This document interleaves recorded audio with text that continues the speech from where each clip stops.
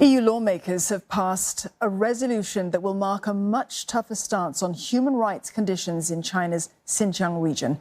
That's the first time that the body will officially characterise actions in the region as genocide. The resolution comes after a leak of allegedly official documents detailing Beijing's policies towards Uyghurs and other ethnic Muslims in Xinjiang. While the non-binding resolution isn't expected to signal an official shift in the EU's position, legislators have been calling for a more hardline approach towards China, including a possible recalibration of economic ties. Beijing has denied all allegations of human rights abuses. Rosie Burchard joins us live from Brussels for more on this. Rosie, what can you tell us about the outcome of this vote? What does it tell us about Europe's changing relationship specifically with China? Well, EU lawmakers have now officially given their backing to this resolution. A majority of parliamentarians during this plenary sitting voted in favour of this resolution, and some of the document reveals quite a shifting stance, as you mentioned. Let me quote to you some of the text from this resolution. The European Parliament condemns, it says, in the strongest possible terms, the fact that the Uyghur community in the People's Republic of China has been, it says, systematically oppressed by brutal measures.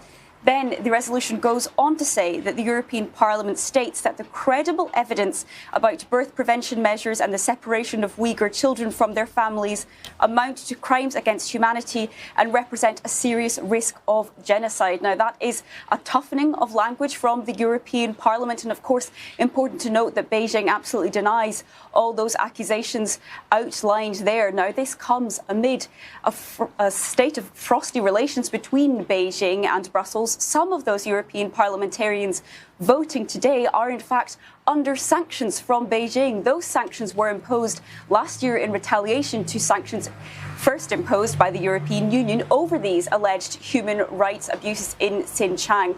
This new resolution, while it doesn't have any legal bearings, it is likely to be unpopular with China, and it certainly won't lead to any warming of those rather frosty relations which are currently taking place between Beijing and Brussels in a very politically tense atmosphere.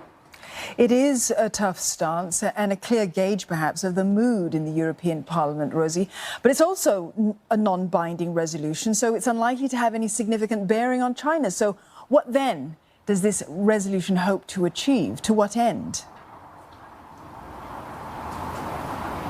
It's a piece of political symbolism. It's an important political symbol, the European parliamentarians say, and it's also already been welcomed by several human rights campaigners. Now, overall, this is really also about the European Parliament trying to put some pressure on the EU's executive, which in fact does have more of that political and legal power. In this resolution, EU lawmakers call on the European Union's executive, the European Commission, headquartered in that building behind me, to impose further sanctions on Beijing over these alleged human rights abuses. The first round of sanctions was introduced more than a year ago. EU parliamentarians would like to see tougher sanctions still. This resolution does not automatically lead to that, but it does put some political pressure on the European Union's executive, who can take that move forward. And it's also about keeping this issue on the political agenda more broadly. Rosie, thank you for that. Rosie Burchard there in Brussels.